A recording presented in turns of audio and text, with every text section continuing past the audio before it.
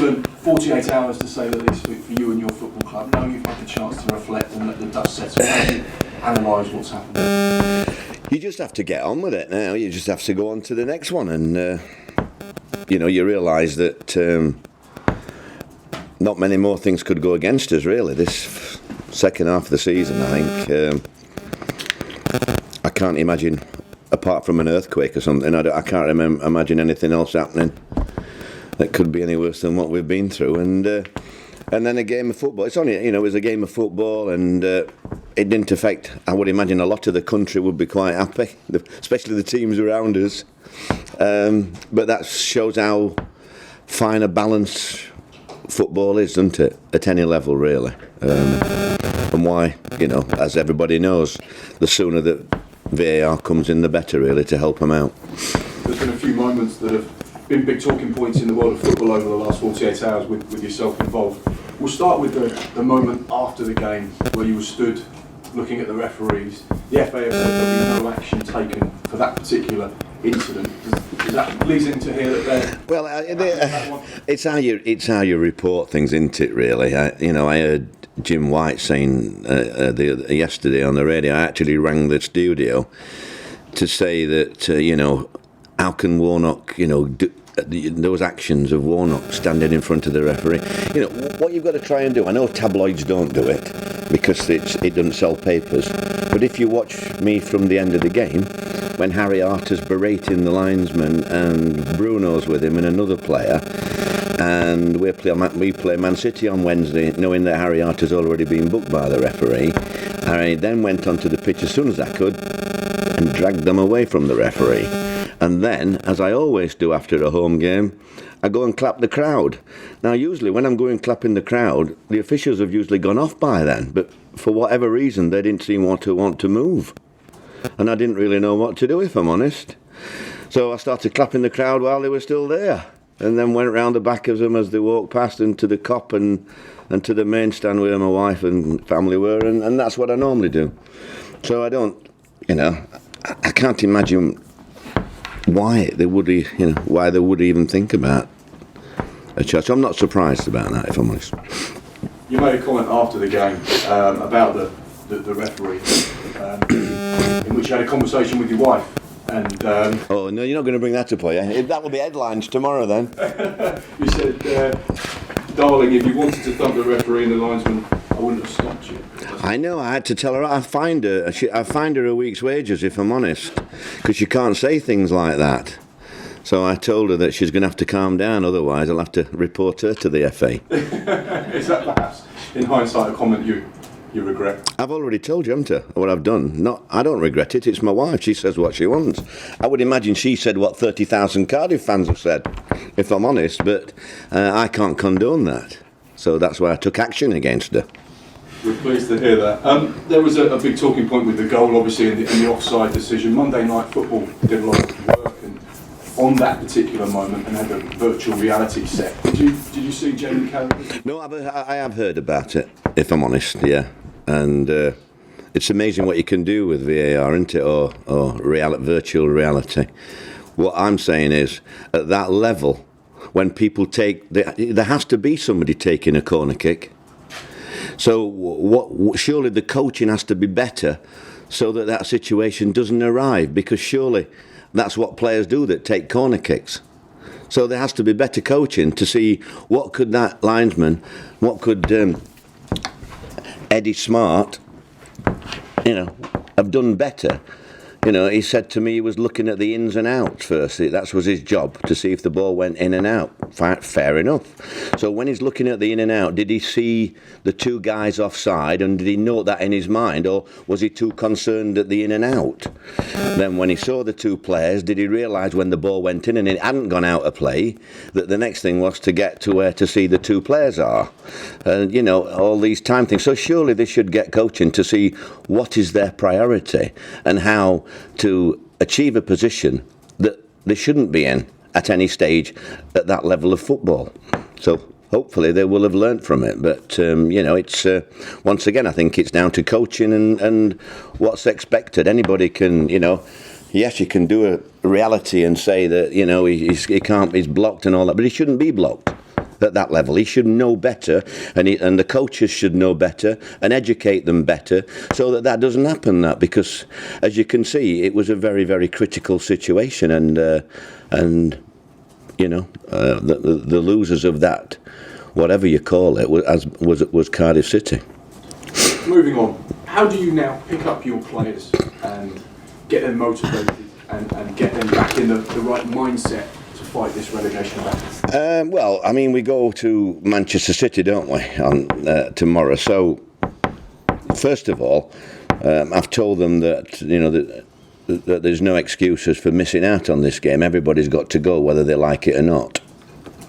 I don't see why I should just go on up there with a group of lads. I think they've all got to turn up. It's a game that we've got to try and do our best in, which I'm sure they will. I mean, they've got two teams. I think they've got two teams in their squad, and I doubt if any of our squad could get in either of them. But I doubt if anybody in the bottom half of the table could get in either of them. They've just taken the Premier League to another level. It's an amazing level, and you know, and as you saw, you're not only pitting your wits against the very, very best, possibly in the world, let alone Europe. You know, you've got to. The only thing is, I think when I was listening yesterday, I listened to the bookies, and apparently we are the highest odds there's ever been in the Premiership game, 40-1. to win a game with the 2-horse race. So you know, it's they've never been a bookie. They've never seen betting like this, apparently. So you know, that's in reality how difficult it's going to be, isn't it? So I know what we've got. What we have got is a team, and the genuine bunch of lads, and we've got to go there. It was never a game where our expectations were. But obviously the disappointment of, if I'm honest, with the punters and everyone, I don't think Chelsea game was a game that anybody gave us much of a chance. But over the 3 weeks where we worked really hard, we put a lot of work into Chelsea. And the problem I have now is, how do I tell, my players have asked me now, we worked on catching them offside at corner kicks. So what the hell do we do in 1 day? We've got 1 day to coach now before Manchester City, and we've worked 3 weeks on trying to catch somebody offside from a corner kick, which on Sunday worked to a treat and cost us the game. So I really haven't got a clue. You said you probably play some of the younger lads, the 23s. We haven't got enough, unfortunately, and none of the lads want to travel and play in that. So I'm going to have to stick to the first team. I'm sure there'll be one or two, not paper, but I'm sure that they'll use that as, you know, and some of the Manchester public, you know, and what have you. I have quite a good relationship up there. What's the Cardiff team use ahead of the game? Any injuries? Not really. One or two. I think it's more broken hearts than injuries. So I think most of the lads want to play. You know, we've really worked hard this last few weeks. I think West Ham was our best performance of the season, and I think that was topped by Chelsea. I thought we were superb against Chelsea. So now we have to lift it even more, and try and give a respectable performance over at Manchester City. Thank you. Neil, I was wondering whether you'd had a phone call from Jurgen Klopp yet, asking you about which team you're taking up to the FBS. No, but it's interesting, isn't it, that we can have an impact, whatever way, of the Championship. I know. I just wonder about the coverage that our game on Saturday had received, and I wondered if that decision on the last game of the season against Liverpool or against Manchester City, what would the reaction be, you know, of certain tabloids, etc. You know, and I think there would have been a little bit more of a furor if that happens to one of the big clubs. So it's interesting. But listen, I'm sure Pep will ring me before we play Liverpool, and why not? You know, they're both super managers, aren't they? Jurgen's done a fantastic job, even getting to where they are, and Pep, you know, I mean, just another level. I admire so much what they're doing for English football, really, and both good characters. That's interesting, actually, because we were speaking to Sean Morrison yesterday, and he said, as a football fan, it's obviously you've got your own worries, but it's lovely to see what's going on with that. Can you look at it that dispassionately in terms of the excitement at the top of the table? Oh yeah, definitely, and in European places, with Arsenal and Tottenham could miss out soon, and Man United, Chelsea, I think it's fabulous. But these clubs have gone, although I thought we should have won on Saturday, I think the top four have really moved up a step, and I think the top two have gone even further, and it's going to become more difficult for the rest of the division to get results out of these teams because they're so good, really. Everything's got to fit into place. You've got to have every one of your players playing above themselves. You've got to have every one of their players playing below themselves. You've got to have decisions go your way, because I know it's a dissimilar situation, but when you've got lads as quick as they've got running into the penalty box, you've got to be so careful, haven't you? Whereas, when Morrison's in the penalty box, he's stood still, it's quite easy, isn't it? But there's still offences. There's still free kicks, so you've got to hope that things are viewed in a different way, and it's all about opinions, really. Talking again to Sean yesterday, he was saying that the lads yesterday had bounced back quite well from Sunday's disappointment, and he said part of that is he thinks that Cardiff City have got one of the strongest, if not the strongest, squad mentally in this division. Is he overstating it? I don't think so. I mean, when you were looking, I'm not being disrespectful, Huddersfield have gone now, haven't they? My old club, and Fulham aren't far away. I think everyone expected us to be in that area, really. Whereas, I also heard over the weekend how things even out over the season with decisions. Well, they had to dig up the archives to find one that Sol Bamba's goal against Brighton. I think that was the last and only time we've ever gained points on decisions this year. So it's I don't think they do even out at all. I think we've been on the end of some really bad decisions in the last couple of months, really. On top of what happened at the club as well, I think the group of lads have handled themselves fantastic, really. I can't fault the commitment, It's a level that you get punished. You get either punished by teams or officials, or it only needs one decision to go wrong, as showed on Saturday, and all your preparation goes up the street. It really doesn't up the cars. He talks about the fact that the next games now are 7 cup finals. That's the way he states it. Are they mentally strong enough to cope with 7 cup finals? Because they are human beings after all. I know you have huge respect for them. What do you think? Yeah. Realistically, they're able to. Well, I think we've got Manchester City and then 6 winnable games. That's how I look at it. I think Manchester City, we've got to give it the best shot we can. But 40-1 on, don't let's use my comments as a defeatist attitude. All right, we want to give the best account. We're going to take a lot of fans, and we want to enjoy it. I don't want to go there, like I said about Chelsea. I don't want to go there and shut the shop up, because we're going to lose anyhow. So we might as well have a go, haven't we? And you look at situations like that. I don't know when the last time they lost. I think they've only lost at Liverpool or something like that. But I wanted to have a go against Chelsea because I wanted the fans to enjoy it, if I'm honest. And I thought they did, really. And although it turned out, sour, I didn't really think that was down to the players and, in the circumstances. So they've got to lift themselves again, because that was another kick in the teeth, following them from numerous other kicks in the teeth. And it's psychologically you've got to be strong to overcome that, really. And the answer is I won't know until I look at the faces in the dressing room on Wednesday night if any of them's not up for it. Are you with me? But I think the pleasing thing for me is a game like Manchester City, you'd think 1 or 2 injuries. We had 3 or 4 knocks on Sunday, and yet the 3 or 4 knocks all want to play, which I think that's brilliant. That it would be easy, really, Man City, stop at home by the fire, But I would imagine if we go 2 down, there'll be a couple of quick substitutions. Are you with me? Because I don't want to damage lads further, because we have got 6 cup finals after this one. So it's important that we give a good account of ourselves, because we're taking a lot of people, and also I think we can make it, awkward. They should be able to stroll against us mentally, shouldn't they? But it doesn't always work out like that, football. Football's not always how it should be. So who knows? And that's why I think all the lads want to play. Really, it'll be very interesting when I finish here.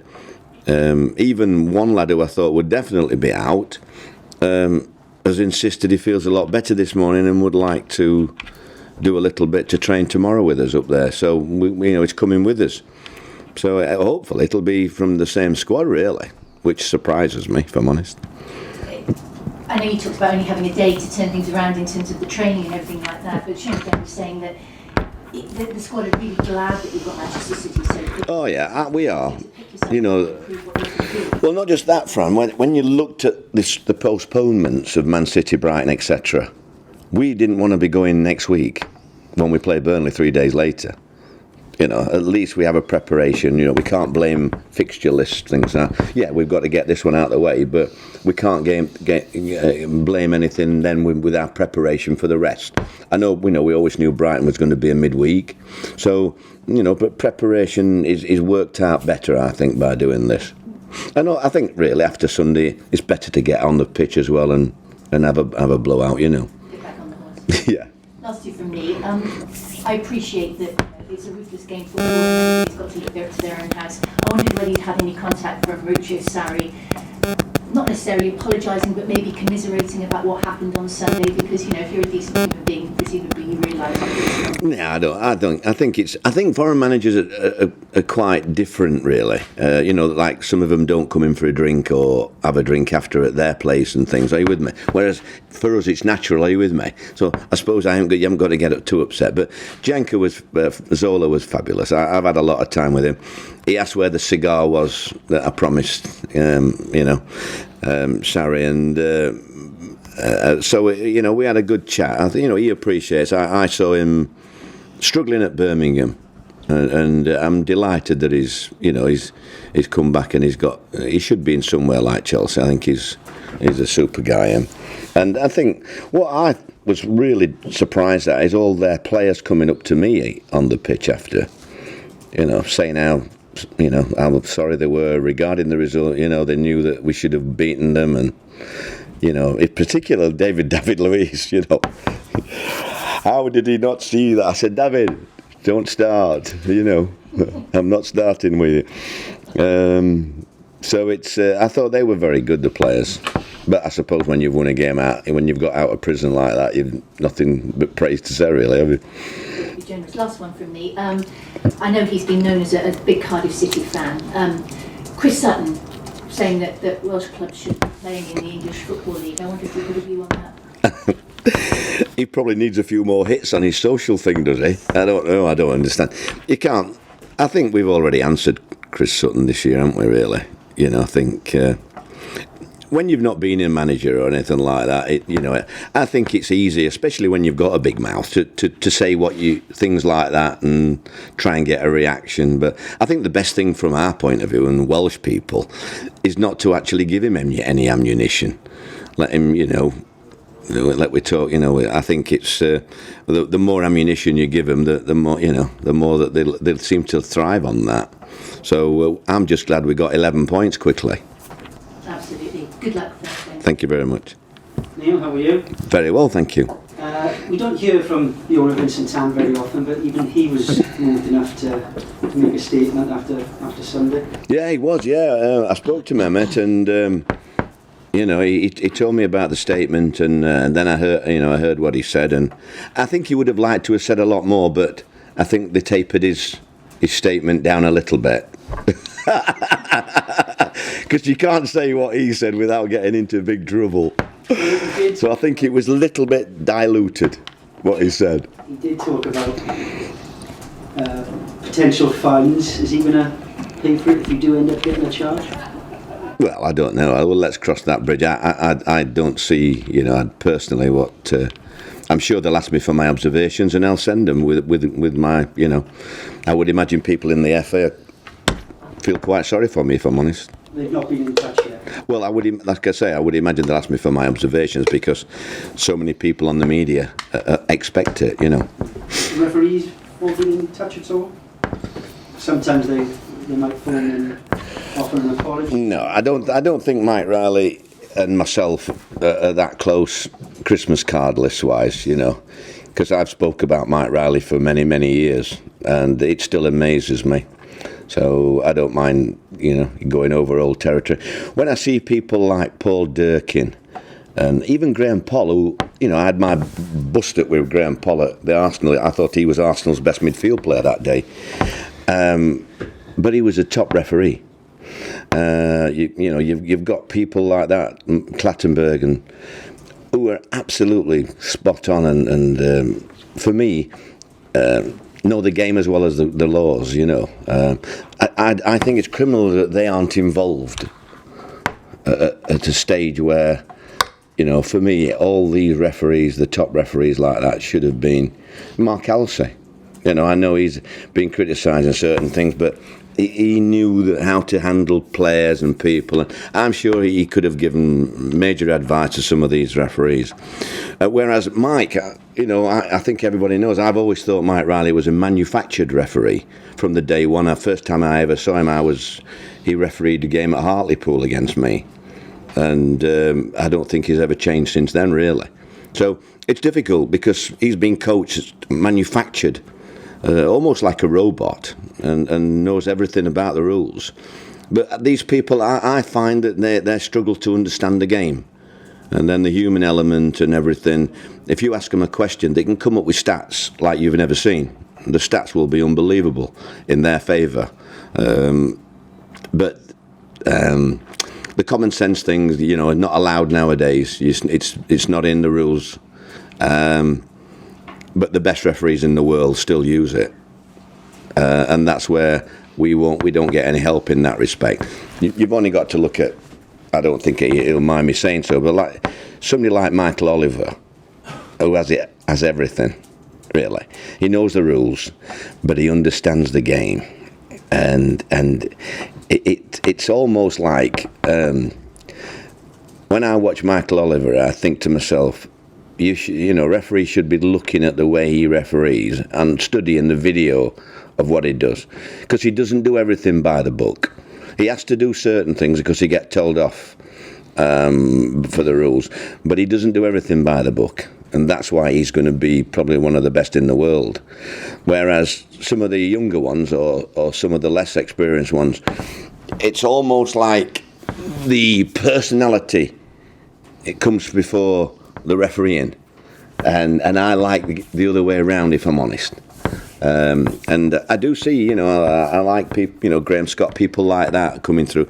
But then I see a group that you know, I look at my kids and I think they're a little bit like me. Poor old Amy's got my temper. William's got Sharon's, thank goodness. But your kids replicate how you are, and I think a lot of referees are like Mike Riley. Are you with me? And that's why I think we've gone backwards a bit in that respect. And it's disappointing because I think there's enough ex-referees that could give enough education and enough knowledge to make our referees become the best. And I think we have gone backwards a little bit now this last couple of years. And it's in an era as well where it's magnified because of social media, because of the way that the game has gone. We hear this week that there won't be any VAR at the Championship playoff final. We're talking about a game that could be worth over £100 million. Are we entering into the realm where you could see owners take legal action against this? I don't think it's that, because it was never rules. I didn't think it should come in really for certain FA Cup ties. Are you with me? I thought from a certain level, you know, probably the fifth round, all FA Cup ties could have been done. Are you with me? You know, for me, the Swansea game, you know, they were in the Premier League how long ago, where they've got all the facilities, and they get knocked out of the FA Cup because they've not got VAR, and yet VAR's at another ground round across the country. You know, I think that is scandalous. that. I just don't think that's fair. I'm sure the Swansea lads that day, it was probably their best game of the season, like ours on Sunday, and you feel so let down in that respect. So I can't see how they can do that just for the playoff final, really, because it would be it would change the rules, I would imagine. You said earlier it's been a tough old slog. It has. It's been my hardest season it's my 40th year now. Wow, I have to think about it. I have to add that up now and then. But this is my 40th. I think 79 was my first year. And, this is, I remember, probably 77 when I was collecting subs in the Sunday League, but 79 professionally. So I've had 40 years, and I can't remember ever having the situations that I've been in this season, if I'm honest. But when I look at the team, how proud I am of the team when they come through. Even after the game on the other day, and you saw the disappointment, the sadness, and it was difficult. People don't understand. I went to bed at 11 o'clock last night, and I woke up 3:30 thinking of Eddie Smart. Now, a lot of people might not understand that. Are you with me? And I suppose when I retire and I'm fishing, I'll be thinking of Eddie Smart at certain stages. Are you with me? So, and you can't get it out of your mind. Things like that. And so, but on the other side of the coin, people will say, well, what about Sol Bamba's goal against Brighton? Are you with me? So I understand that. And the way that I am, Mr. Marmite and all that, I heard some West Brom fans talking about the Battle of Britain, that Battle of Bramall Lane yesterday, and that made me smile, because at the same time I was in the garage with two West Brom fans who were saying, I wish you'd have been managing our club. So, so you can't beat them all, can you? Listen, at least in my career, I have brought an opinion and kept a lot of journalists in good print. I don't think I've ever chickened out of a comment. Most people that ring me up, I have the decency to ring them back at some stage, and I don't think you get that in managers nowadays, if I'm honest. So I'm quite proud of my career. I'm sure my mum and dad would have been as well. And that's why in the last 7 games I'm going to do the best I can with a great group of lads to give our fans something, because our fans were proud on Sunday. Make no mistake. 30,000 fans was an amazing turnaround, and to hear that national anthem at times, are you with me? It's quite unfortunately certain critics in England don't see the national anthem, do they? They'll probably want to ban rugby from the especially when they win the championship and everything. They'll probably want to ban Wales from joining that as well. But I do like it. I like the rivalry in Wales as well. It's a great. There's some great people. I went to the Mumbles the other day. Wow, we had a fabulous day down there. And a restaurant guy, we had a lovely meal, and he had a picture, and then my daughter told me that it was on whatever you call it, Facebook or something later on. Can you believe me having a picture with him? He seemed a nice guy to say, this Swansea's fan. But I don't mind. I think rivalry is great. You've got to have rivalry as long as it's, I thought Sunderland versus Portsmouth were fabulous this weekend. I didn't watch it, but 88,000 fans. If that doesn't tell you what football's like in this country. And you don't need to be, they don't need to be arrested. I'm quite proud of Cardiff since I've been here, because before I came, I thought there were quite a large element of problems here, and I think they've behaved very well, the fans. I've asked them to try and behave, and you're always going to get the odd one, but overall I think our fans have been super, and so a big plus to them, and going to need them next few weeks. Only the brave go to the Etihad, don't they? On a Wednesday night. Well, you have panicked Liverpool fans, because the 23s, because they'll probably remember that you're still a little bit peeved about Rafa Benitez and feeling a weak. Oh, quite right, yeah. Well, I won't feel a weak inside against Liverpool, and you can make sure that my lads will be right up for that game. Okay? And you're still right up for this. Absolutely, yeah. You don't, like I say, it's the one or two I mean, I won't go into details, but one or two people said out, after the game about passion and, but when you lose that, if you lose your passion, you've got nothing at all. I see that many people that have got no passion. And I look at the managerial situation in our country at the minute. I heard this morning 40 managers have been sacked this season from 76. So it ain't a very good statistic, is it, really? I'm doing well to have 7 games left, aren't I, really? So it's not an easy job, and I don't envy younger managers coming into it now, but I have bloody enjoyed it, if I'm honest. You've got to take the ups and the downs and what have you, but I'm hoping there'll be a few more ups before the end of the season. Neil, is City the best team you've seen in English football over the years? Sorry? Is City the best team you've seen in English football? Yeah, I think so. Yeah. Doesn't he look like Kevin Friend? Am I thinking about referees now? Have I gone paranoid about referees now? I'm dreaming about Eddie Smart. Now I'm looking at Kevin Friend. My goodness. So it's... sorry, Fran. You don't remind me of any referees, Fran, if I'm honest. Don't tell me I look like Mike Riley, please. Oh God, this is getting out of control now, isn't it? Yeah, it's good, yeah. Right, come on, Right. last questions if there are any. Can I check, Harry Arthur, on 9 yellows, is this the last game? Yeah, on Wednesday. Yeah. Yeah, well, he'll get, but we don't need him against Burnley, do we? Neil, just a quick one about Bruno Manga's contract situation. It's up at the end of the season, is that right? I'm not sure about it. I don't think it is, no. I think his contract's up, but I think we have an option. There's a year to take it. Yeah. So he wants to stay? Yeah, he wants to stay, yeah. I'll be talking, I've not had much time really, but probably the next 24 hours I'll be having a chat with Bruno and one of the other lads who I'd like to offer something. Are you with me? But I just haven't had time really.